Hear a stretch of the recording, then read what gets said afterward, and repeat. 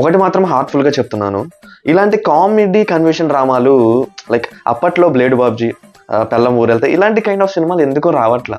ఏరా కొత్త సంవత్సరం వచ్చింది, ఇంకా క్రికెట్ సినిమాలేనా, కెరియర్ మీద ఏమన్నా? కెరియర్ మీద అంత ఫోకస్ ఉంటే ఇలా సినిమా రివ్యూలు చేసుకుంటా ఎందుకుంటా యూట్యూబ్ లో. ఇంక లేట్ చేయకుండా రివ్యూలోకి వెళ్ళిపోదాం. అందరికీ ముందుగా ఉగాది శుభాకాంక్షలు. మార్చి 28న రిలీజ్ అయిన హరిహర వీరమల్లు సినిమా చూశాను భయ్య. ఆ సినిమా ఎలా ఉందంటే,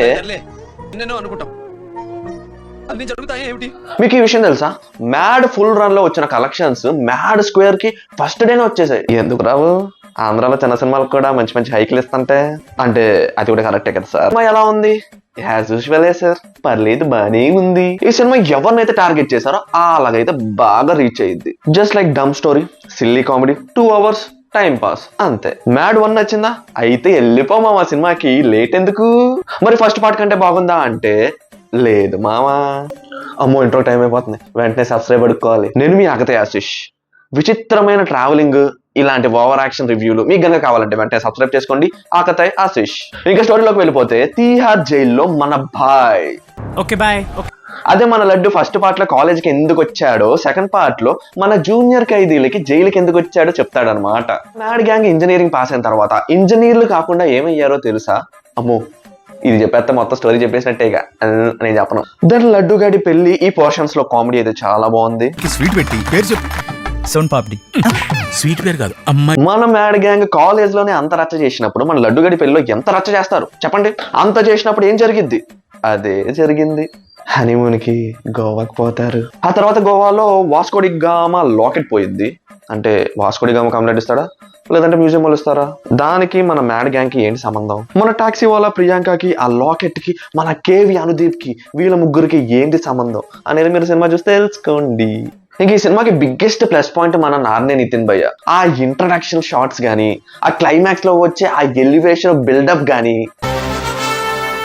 అదూర్స్ అంతే. Next biggest plus point robbery scene.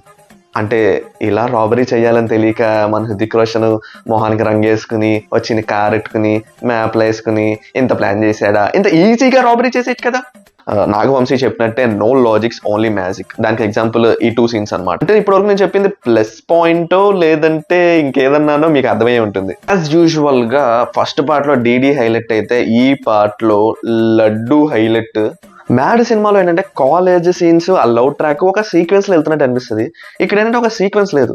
Cinema ఎక్కడ స్టార్ట్ అయిందో మీకు ఇంటర్వల్ దగ్గరకు వచ్చిన పెద్ద ఎటు కదిలినట్టు ఉండదు. మళ్ళీ సెకండ్ హాఫ్ ఎక్కడ స్టార్ట్ అయిందో ఎండింగ్ వచ్చే దగ్గర కూడా అలానే ఉంటుంది. నాగవంశీ అన్న సినిమాలో అయితే నవ్వుకున్నా, పూర్తిగా కాదు, అక్కడక్కడ. నెక్స్ట్ మరి మ్యాడ్ క్యూబ్, టిల్లు క్యూబ్ ఏమన్నా ఇంటర్లింక్ చేసుకుంటారా, లేదంటే ఒక కొత్త మంచి పెద్ద హీరోని పట్టుకొచ్చి దీనిలో ఇన్వాల్వ్ చేస్తారా? దానిపై మీ ఒపీనియన్ ఏంటి? కామెంట్ చేసేయండి. ఫైనల్ గా ఈ సినిమాకి నేను ఇచ్చే రేటింగ్ అష్టానా చెమ్మానా అంటే, టైం పాస్ సినిమా కాబట్టి నేను చెమ్మానే ఇస్తా.